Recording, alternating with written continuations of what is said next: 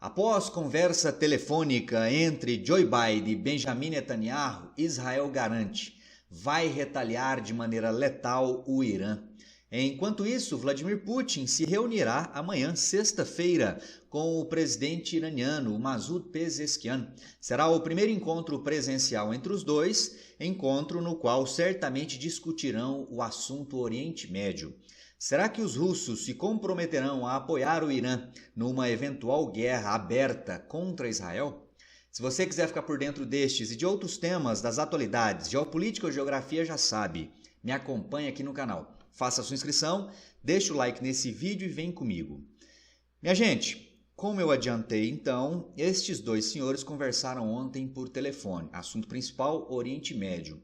Como todos sabem, o Joe Biden não é o maior apoiador sobre a forma com que Netanyahu tem agido em relação ao combate aos grupos radicais islâmicos, aos grupos terroristas que rodeiam ou que estão até mesmo muito próximo ali de Israel. Ele, por exemplo, o Biden já criticou várias vezes as milhares de mortes de civis provocadas por essas ações de Israel. Em relação aos possíveis ataques ou respostas que Israel dará ao Irã, resposta aos ataques que o Irã fez no último dia 1º de outubro, com aqueles 180 mísseis contra Israel, em relação a esses possíveis ataques, Biden, por exemplo, já se mostrou contrário a um ataque por parte de Israel às instalações nucleares ou instalações petrolíferas do Irã. Ele é contra ataque a esses alvos e sugere que o país prefira aí alvos alternativos. Sobre a conversa em si, realizada ontem, não foi divulgado nada oficialmente, nada do que ficou decidido ali, se é que ficou decidido alguma coisa. A única coisa que há é uma manifestação ou manifestações de membros do governo de Netanyahu, falando sobre essa retaliação. A manchete fala exatamente sobre isso, que Israel promete retaliação, e essa fala foi feita pelo Yoav Gallant, que é o ministro da Defesa de Israel. Olha só, ele colocou o seguinte em um vídeo divulgado logo após a conversa entre os dois ontem. Quem nos atacar será ferido e pagará um preço. Nosso ataque será letal, preciso e, acima de tudo, surpreendente. Eles não entenderão o que aconteceu e como aconteceu, mas verão os resultados, afirmou aí o Gallant por meio de um vídeo. Ou seja, nada muito claro, Segue aí um texto, uma forma de se manifestar de maneira muito ameaçadora, mas não há nenhuma resposta clara, nenhuma informação clara sobre como será a ação israelense contra o Irã. Então vamos precisar continuar aguardando aí, ansiosos sobre como será essa resposta. Afinal de contas, dependendo da intensidade da resposta, isso pode significar um aumento ainda maior da tensão do conflito ali no Oriente Médio. O mesmo Benjamin Netanyahu, na terça-feira, ele havia publicado um vídeo direcionado à população do Líbano. Líbano, que é um país que faz fronteira com Israel ao norte e país que abriga o Hezbollah, aquele mesmo grupo radical islâmico, grupo terrorista, xiita, também contrário à existência de Israel. Falo também contrário porque ele tem muitos aspectos semelhantes com o Hamas, ainda que o Hamas seja um grupo palestino e de orientação sunita. Mas enfim, olha aí, Israel ameaça destruir Líbano como fez em Gaza. Essa ameaça foi feita aí pelo Netanyahu. Olha aqui alguns trechos do que ele disse no vídeo. Eu digo a vocês, povo do Líbano, livrem seu país do Hezbollah para que esta guerra possa terminar, declarou o chefe de governo em um vídeo em inglês dirigido aos libaneses. Aí uma pergunta que eu faço para vocês, meu povo, é o seguinte: será que o povo do Líbano, a população civil, ela tem poder, tem influência o bastante para simplesmente se livrar do Hezbollah? Não sei, eu fico com a impressão que o Benjamin Netanyahu meio que forçou a barra com esse tipo de afirmação aqui, meio que jogando a responsabilidade para a própria população libanesa. Ele continua, vocês têm a oportunidade de salvar o Líbano antes que ele caia no abismo de uma longa guerra que levará à destruição e ao sofrimento, como vemos na faixa de Gaza. Aqui, de certa forma, uma ameaça, povo do Líbano, se vocês não se livrarem do Hezbollah, o que vai acontecer com vocês é o mesmo que está acontecendo com a população palestina lá na faixa de Gaza. Vocês ficaram com essa impressão também ou discordam totalmente de mim? Escreve para mim aí nos comentários. Nessa mesma fala, nesse mesmo vídeo, o Netanyahu tirou onda também. Ele fez uma referência as várias lideranças do Hezbollah que já foram mortas nas últimas semanas aí, ó. Líderes de alto escalão, inclusive, né? Olha o que ele disse. Nós eliminamos milhares de terroristas, incluindo o próprio Nasrallah. Nasrallah, que foi morto aí há quase 2 semanas, era o grande líder há mais de 30 anos do Hezbollah. Eliminamos também o substituto dele e o substituto do seu substituto, garantiu Netanyahu. Nós, o grandão aqui, hein? Como eu disse em vídeos anteriores, com certeza ocupar o posto de líder do Hezbollah não é atualmente o cargo mais seguro que existe. Concorda? Afinal de contas, vários aí já foram eliminados nos últimos dias. Seguindo, minha gente, como disse na introdução do vídeo, o Putin se encontrará na próxima sexta-feira amanhã com o presidente do Irã. Tá aí, ó. Putin discutirá a situação do Oriente Médio com o presidente do Irã. O encontro será no Turcomenistão. O encontro será na sexta-feira e discutirá a situação do Oriente Médio de acordo com o que foi divulgado pela agência estatal russa TASS, agência de notícias. Esta reunião é de grande importância, tanto para discutir questões bilaterais quanto a situação da escalada no Oriente Médio, destacou o assessor de Putin, o Yuri Ushakov, segundo a mesma agência de notícias TASS. E aí eu lembro vocês que Rússia e Irã têm aí, nos últimos anos, têm tido uma grande proximidade.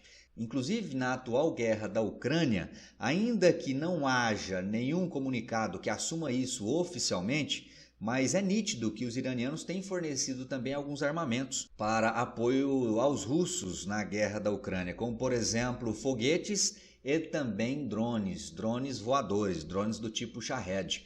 Acredita-se, não sabe aí detalhes de bastidores, né? Mas acredita-se que em troca desse apoio militar que o Irã tem dado aos russos, a Rússia poderia fornecer algum tipo de suporte, algum tipo aí de orientação, de consultoria relacionada ao desenvolvimento de armamento nuclear por parte do Irã.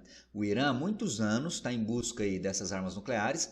Oficialmente, o Irã já até tem a tecnologia em si para produzir essas armas nucleares. Já conseguiu, por exemplo, promover o enriquecimento do urânio até o nível necessário. Porém, ainda não conseguiu lá alguns detalhes operacionais técnicos para miniaturizar os componentes a ponto de transformá-lo ou fazer com que esses componentes possam ser colocados em uma ogiva, capaz, por exemplo, de ser transportada por um míssil.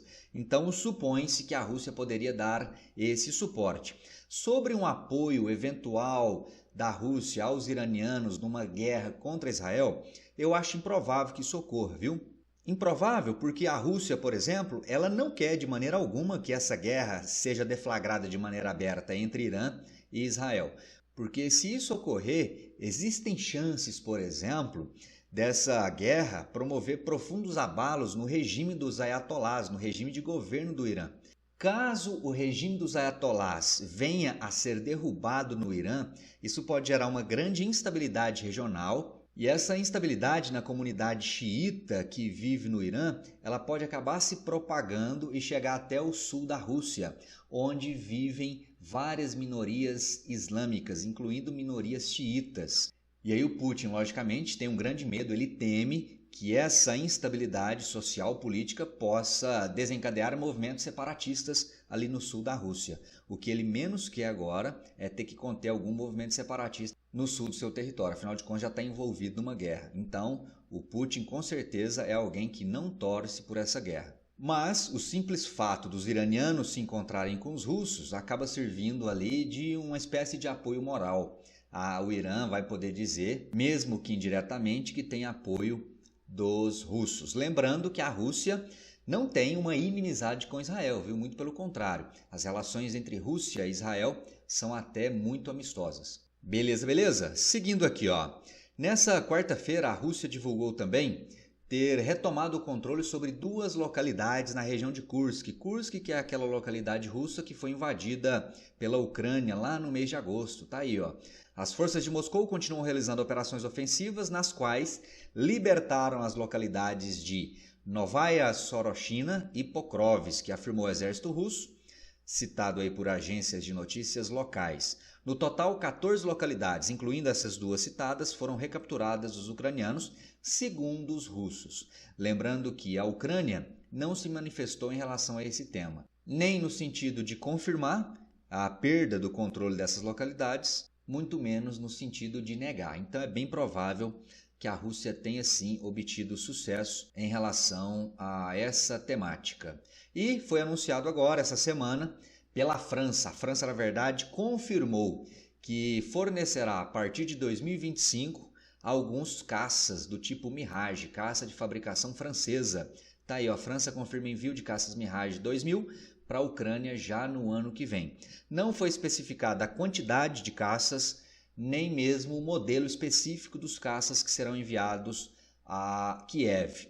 Mas trata-se de uma tecnologia ocidental que, assim como os caças F-16, vão exigir um longo treinamento por parte dos pilotos ucranianos.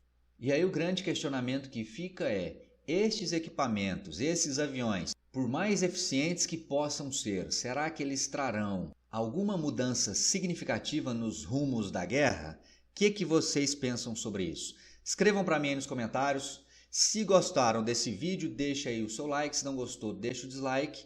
E nos vemos no próximo. Um forte abraço e até lá. Valeu!